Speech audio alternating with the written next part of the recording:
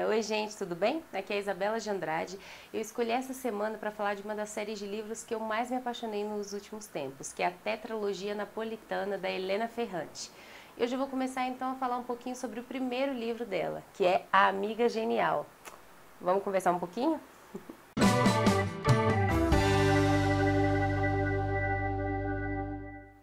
Bom, gente, esse aqui, ó, A Amiga Genial, é o primeiro livro de uma tetralogia incrível chamada de Tetralogia Napolitana, escrita pela Elena Ferrante, que é o pseudônimo de uma autora italiana.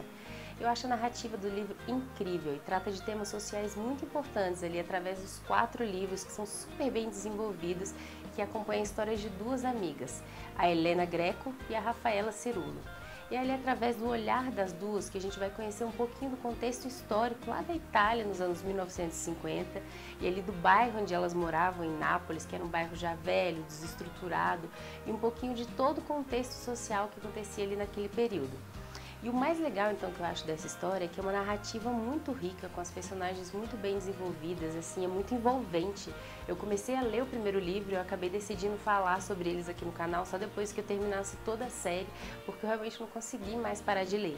E a Helena consegue trazer essa narrativa tão envolvente para trabalhar de temas muito importantes. Alguns dos temas muito importantes que ela trabalha nessa narrativa é o empoderamento feminino, através dos estudos, a diferença de gênero ali entre homens e mulheres naquele período, em 1950, quando as meninas se conheceram e até nos anos seguintes, não só na Itália, mas em vários outros países, onde as mulheres ainda estavam ali buscando ter uma voz no mundo. Fala também ali da ascensão de classes sociais, a luta entre as classes. Por exemplo, naquele bairro em que as meninas moravam, que era um bairro muito pobre, ao longo da narrativa a gente percebe ali pela descrição delas, de prédios antigos, de ruas meio acabadas, a gente vê que tinha uma busca sempre por ascender socialmente, que aquele era o único jeito, né, enriquecer, era o único jeito que aquelas pessoas tinham de mudar de vida, era a única perspectiva que elas tinham, e elas estavam assim dispostas a fazer de tudo para poder tentar mudar de classe, né, tentar mudar aquela realidade em que elas tinham nascido. Outro tema bem importante é a violência cotidiana. As duas meninas, tanto a Helena quanto a Rafaela, que são ali chamadas de Lina e Lenu, elas narram e mostram como que desde a infância tem uma violência muito forte ali onde elas convivem. Uma violência não só no bairro, mas também dentro das próprias casas. As famílias eram um pouco agressivas umas com as outras, tinha violência ali entre pais e filhos, entre vizinhos, entre moradores. E a gente vai acompanhando a questão política da Itália naquele tempo através da realidade das duas meninas. E além disso, a Helena trabalha muito bem com a amizade entre as duas. Dentro dessa amizade que a gente acompanha ali desde que elas são crianças, que é aqui nesse primeiro livro, que pega a infância delas até os 16 anos, então ali uma parte da adolescência, até o último livro, que é o quarto, onde elas já estão na velhice, a gente vai acompanhar todo esse trajeto de infância, adolescência, juventude, é uma fase, a primeira fase adulta, a segunda fase adulta e enfim a velhice. E a gente vai ver tudo o que acontece ali na vida de duas mulheres daquele período, duas mulheres que começaram enquanto meninas, começaram ali juntas, vivendo no mesmo bairro, mas que foram crescendo de maneira muito, assim, muito diferente, muito distinta. A gente acompanha de maneira muito próxima a narrativa dessas duas mulheres e o quanto a amizade entre elas vai mudar, dependendo ali do período de vida, e o quanto essa amizade tem também sentimentos controversos. As duas têm muito sentimento de um amor entre elas muito forte, por serem melhores amigas, e muita confiança, mas ao mesmo tempo desconfiança, elas escondem muita coisa uma das outras, e às vezes tem ali um sentimento de ciúme, ou às vezes um sentimento de muito respeito e admiração, e tudo isso vai ali se entrelaçando, e vai se misturando de acordo até com a personalidade das duas, enquanto a personalidade dessas meninas que vai se formando, vai se estruturando e vai se modificando ao longo do livro, vai se fortalecendo, é que a gente acompanha também o quanto isso afeta na amizade delas. E a gente percebe o quê? Que as duas começam juntas ali, ainda crianças, as duas eram muito inteligentes, eram as melhores alunas da sala, gostavam muito de ler, estavam ali entre as melhores da escola, a escola que elas estudavam organizava algumas competições entre os alunos, e principalmente a Rafaela era sempre a vencedora, a Helena estava sempre ali em segundo lugar. Essa é uma questão muito importante também, essa sensação que a Helena tinha de estar sempre um passo atrás, ela sempre se via como a segunda colocada. Só que a gente pensa então nesse título, Amiga Genial. As duas pensam que elas são amiga genial uma da outra. E ao mesmo tempo, como falta ali um pouco de autoconfiança nessa fase de formação de personalidade, elas se acham sempre pior uma que a outra. Então, para a Helena, a Rafaela é amiga genial, para a Rafaela, a Helena é amiga genial. Então vai tendo essa ambiguidade também. E voltando, as duas cresceram juntas ali, estudando, nutrindo amor pelos livros, elas liam juntas, compartilhavam histórias, tinham um desejo de se tornar escritoras um dia, gostavam de escrever, de ler.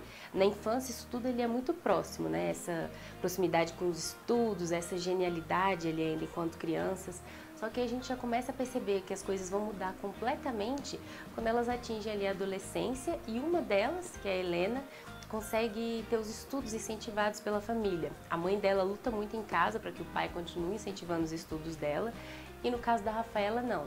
A família dela, que é mais pobre, acaba achando que estudo é uma bobagem, que eles não podem mais ficar gastando dinheiro para ela ir para o restante da escola, então ela para ali no que seria equivalente à 4ª série do ensino fundamental. E isso vai criar um abismo muito grande entre as duas, porque enquanto uma, a Helena, vai continuar a estudar, vai continuar lendo cada vez mais, vai completar o ensino médio, vai em busca de uma faculdade, vai começar a ter outros objetivos de vida, a Rafaela vai ter que se estagnar nisso. Apesar de ter uma genialidade muito grande, todo mundo do bairro já observava isso, já comentava o quanto ela era inteligente, o quanto ela era perspicaz, o quanto ela entendia das leituras, ela vai dar esse passo no mesmo lugar, vai estagnar pelo fim dos estudos. E aí ela começa então a ajudar ali na loja de sapateiros do pai dela. O pai dela era sapateiro ali naquela época e ela começa então a transferir um pouco daquela genialidade que ela tinha nos livros para dentro da loja de sapatos. E aí todo mundo começa a perceber que essa genialidade dela não era resultado só ali das leituras, só da escola. Era uma genialidade que se envolvia com todos os pontos da vida dela. Isso porque ela começa a desenhar sapatos incríveis para a loja, começa a fazer a loja prosperar muito. E aí vai criando uma situação também muito diferente, porque enquanto a Rafaela enxerga a Helena como a grande menina que teve sorte, que está podendo estudar, e ela tem ali um pouquinho de ciúme, porque ela gostaria ainda de estar nesse lugar de contato com os livros, com os estudos, do outro lado a gente vê a Helena, que acaba enxergando na Rafaela de novo essa genialidade e vê que ela conseguiu transferir tudo isso para um outro lugar, que não tinha nada a ver com o lugar da escola. Ela sempre olha e pensa, poxa, a Rafaela está ali em todo lugar que ela vai, ela continua chamando atenção, continua sendo melhor que eu em tudo, e as duas vão crescendo ali nessa balança. O mais legal também é que a gente vê que a Rafaela continua tentando nutrir a criatividade dela onde ela puder. Que é ali naquele caso, quando ela parou a escola, ela começa a tentar então na companhia do irmão a inventar novas formas de produzir e desenhar e dar vazão àquela criatividade toda que ela tinha. Mas a gente vai acompanhando o crescimento das duas e a gente entende que apesar delas conseguirem muitas coisas, por quanto elas se esforçam, pelo quanto elas estudam, pelo quanto elas vão atrás, muitas das coisas ele acaba sendo resultado do que a vida impõe sobre elas. Que, por exemplo, essa fase decisiva do continuar a escola ou não continuar a escola. E aí, ao longo ali dessa história, que a gente vai acompanhando muito de perto, a gente vai se sentindo na pele das próprias personagens, a gente vai se relacionando com muitos conflitos femininos que passam ali desde a infância até a adolescência, a gente vai vendo também dessa vida no bairro, como elas se relacionavam, tanto com os pais, um pouco daquela vergonha que tinha dos pais, uma vontade de romper com aquela família, porque as famílias traziam um pouco daquilo de estar naquele bairro, estar naquela situação de pobreza. E é muito legal perceber o quanto o afeto entre as duas vai mudando, vai se aproximando, se distanciando, se fortalece, enfraquece. Ele é muito distinto assim ao longo da vida delas em vários períodos. E a gente vê que é o que acontece na nossa própria vida, né? Ninguém é linear, a gente é cheio de altos e baixos. Eu acho que isso foi uma coisa que eu consegui me aproximar bastante com a história também. Eu fui me identificando ali com aquelas curvas ao longo da narrativa. E a gente acompanha também que aquela cidade onde elas viviam ainda sofria muito das consequências do pós-guerra.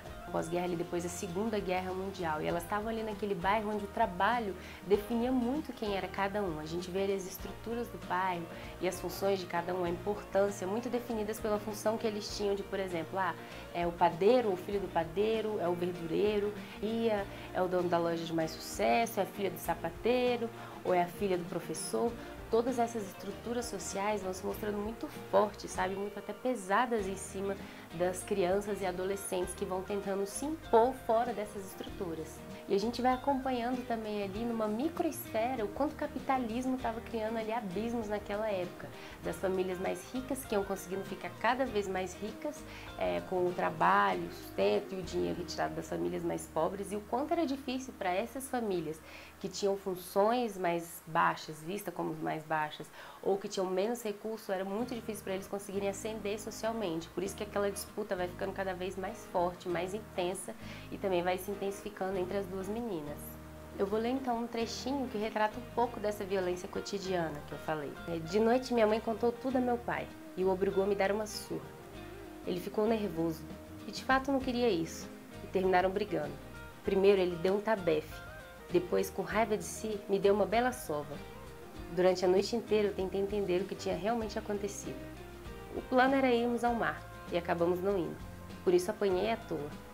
Verificara-se uma curiosa inversão de comportamento. Eu, apesar da chuva, teria continuado o caminho. Me sentia longe de tudo e de todos. E a distância, o descobrira pela primeira vez, apagava dentro de mim qualquer vínculo, qualquer preocupação. Lila, bruscamente se arrependera do próprio plano. Tinha renunciado ao mar. Quisera voltar aos limites do bairro. Eu não conseguia entender. No dia seguinte, não a esperei no portão e fui sozinha à escola. Nos vimos no jardim. Ela viu os hematomas em meu braço e me perguntou o que havia acontecido. Dei de ombros, já não havia o que fazer. Bom, esse aqui então é o primeiro livro dos 4, como eu disse, retrata essa fase da infância até os 16 anos e ele já coloca muito dos conflitos que vão se desenvolver, tanto dos conflitos no âmbito pessoal, sentimental, das emoções que a gente se identifica, quanto dos conflitos sociais. Ele já vai criando ali uma boa base do caminho que vai se desenvolver ao longo dos outros 3 livros. Então, por hoje é só. Se você já tiver lido, se tiver algum outro insight, alguma outra ideia, se esse livro te despertou alguma outra sensação, conversa aí comigo que eu quero saber também, tá bom? Obrigada e tchau, tchau!